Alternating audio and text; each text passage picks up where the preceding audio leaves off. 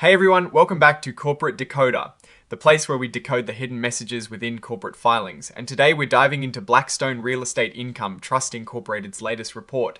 Get ready because we're about to spill the tea on their distributions for October 2025. And let's just say not all classes of stock are created equal when it comes to getting paid.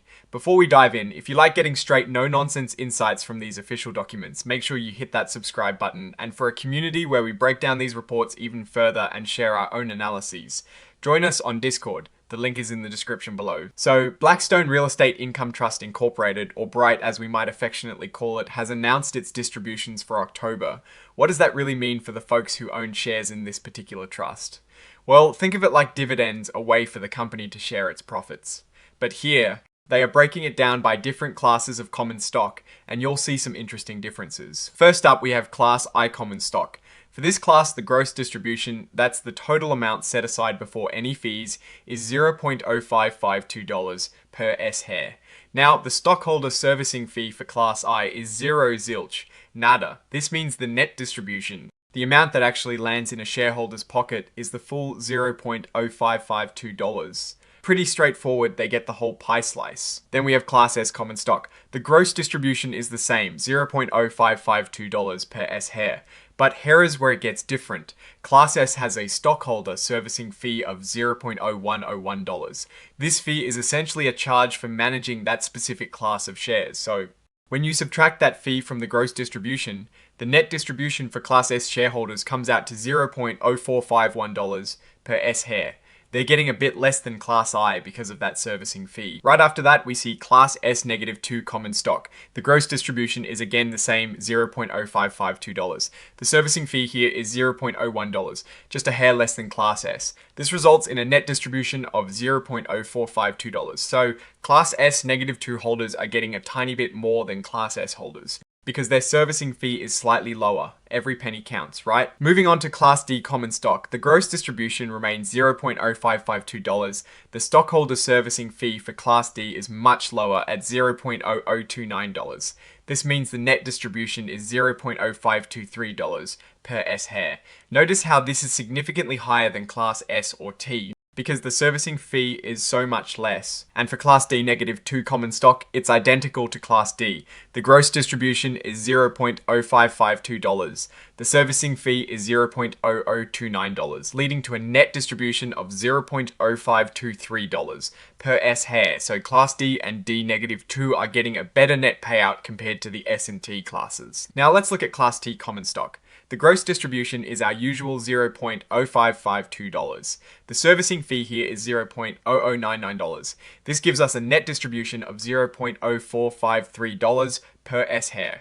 This is lower than Class D and very similar to Class S. Finally, for Class T-2 common stock, it mirrors Class T exactly. Gross distribution of $0.0552, servicing fee of $0.0099, and a net distribution of $0.0453 per S-share. So Class T and T-2 holders will receive the same net amount. It's also important to note that Class C common stock isn't showing a distribution here.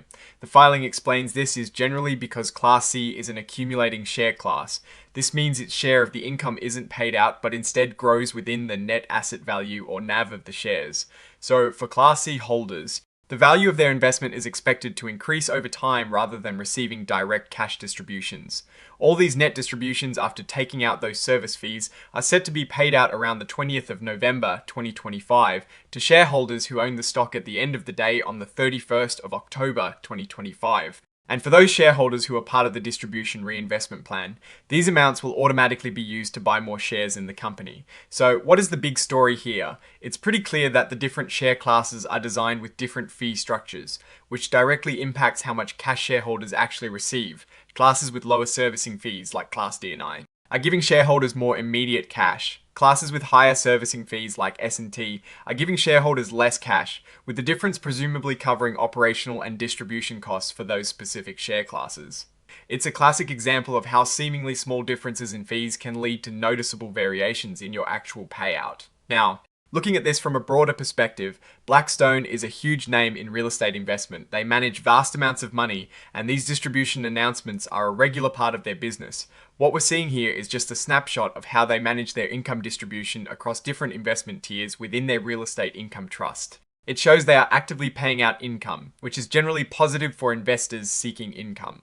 However, the variation across share classes highlights the importance of understanding the specific terms and fees associated with the share class you own. Always know what you are holding and what you are paying for. For Blackstone Real Estate Income Trust Incorporated, the strength here lies in their ability to attract capital and generate income from their real estate holdings. The weakness, or rather, something to be aware of, is the impact of fees. For investors, this means diligently comparing share classes and understanding how those servicing fees directly eat into your returns. It's a subtle strategy, but one that definitely impacts the bottom line for shareholders. The opportunity is clear for investors who want exposure to real estate income, but the risk is paying more in fees than you need to, depending on your chosen share class. Ultimately, this report is a clear indicator that the trust is operational and distributing income. The key takeaway for any investor is to always scrutinize the fee structure associated with their investments. Don't just look at the gross number, look at what you actually get to keep. Alright, that is our quick decode of Blackstone Real Estate Income Trust Incorporated's October distributions. What do you think about these differing payouts across share classes? Are these fees justified, or do they feel a bit too high to you? Let us know your thoughts in the comments below. If you found this breakdown helpful, please give us a like, it really helps us out. And don't forget to subscribe for more deep dives into the financial world. Wednesday love to see you over on our Discord server too. The link is in the description. Thanks for watching, and we'll see you in the next one.